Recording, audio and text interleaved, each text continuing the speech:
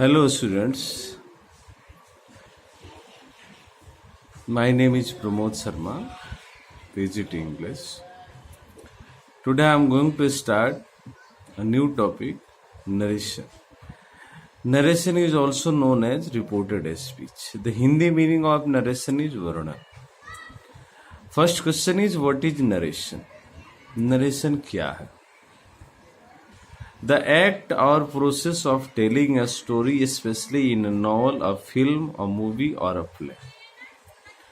The act और process of telling a story. जब कभी हम एक स्टोरी को सुनाते हैं, चाहे वो नॉवल का हो, चाहे वो फिल्म का हो, चाहे वो मूवी का हो, चाहे वो एक प्ले का हो, तो इस प्रोसेस को करने का जो जरिया होता है, एक्ट होता है, एक्शन होता है, उसी को हम नरेट करते हैं. It is clear what is narration. Then another question arises, how many types of narration? First question is, what is narration? What is the meaning of narration? Then how many types of narration?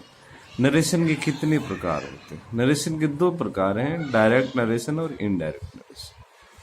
Now when we find direct narration, then second time, then again a question arises in our mind, what is direct narration?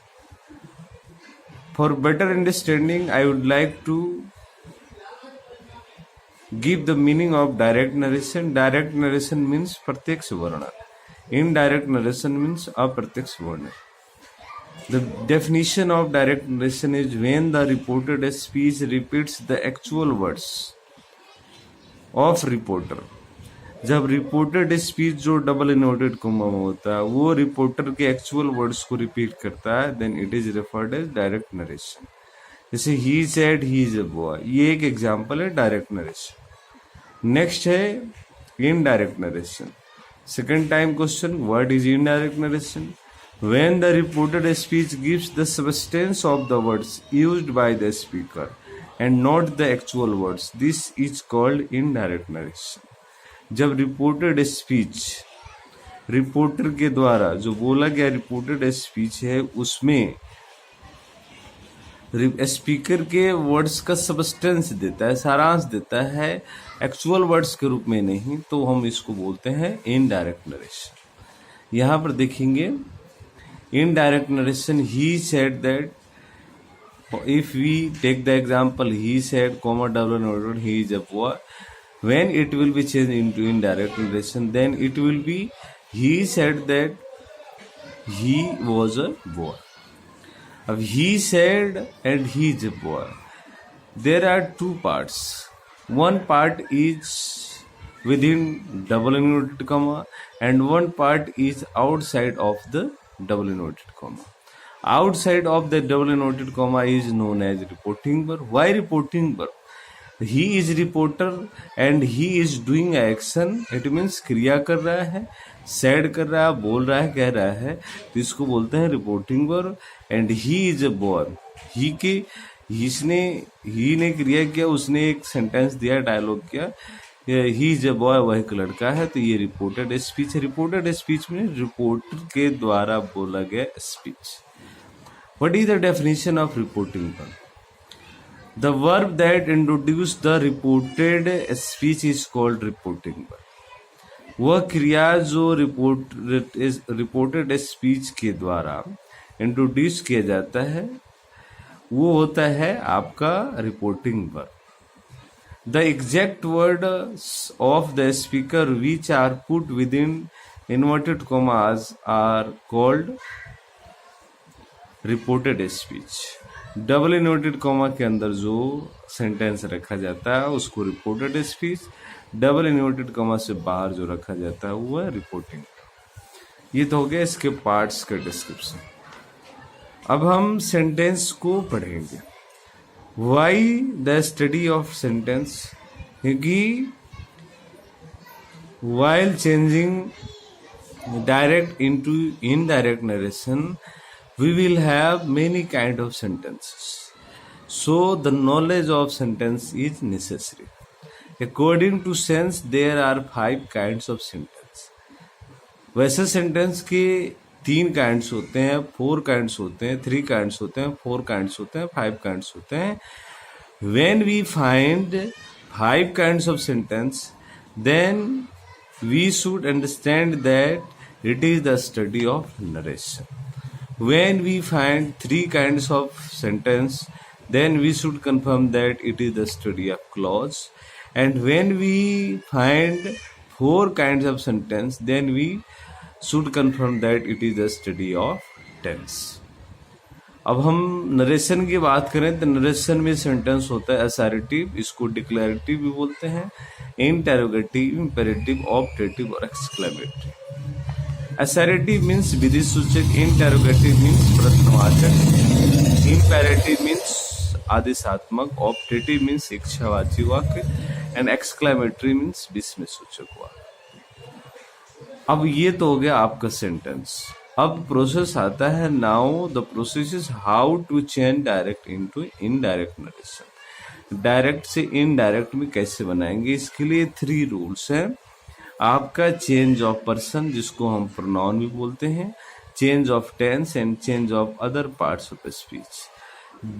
These 3 rules are the base of changing direct into indirect narration.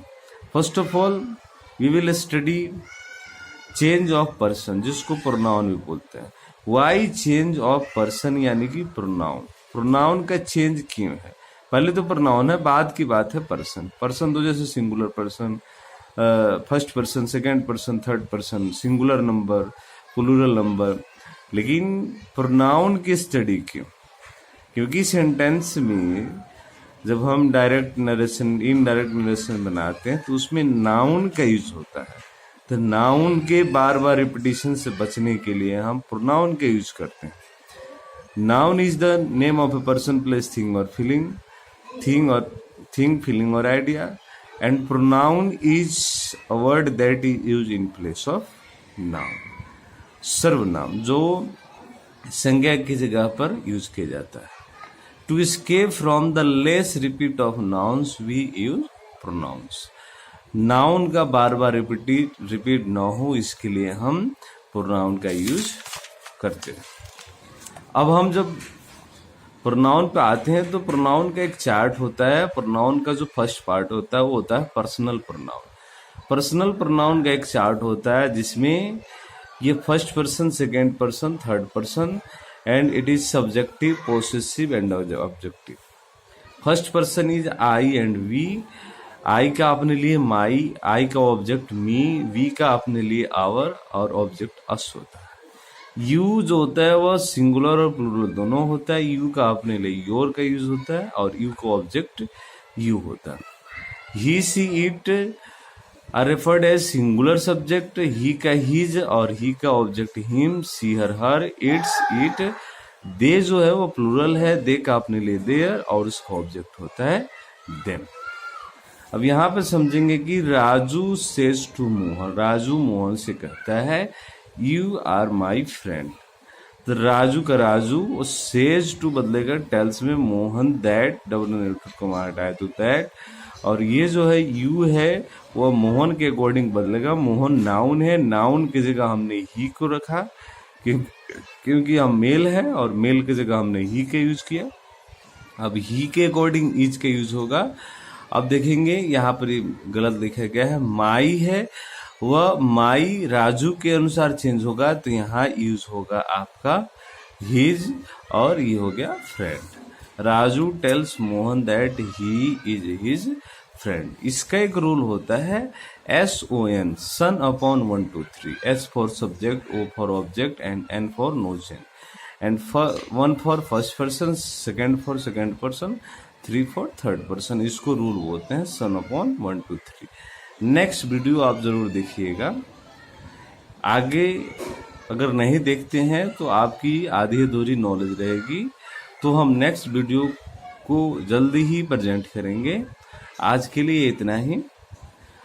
Thanks for paying your best attention. Have a good day.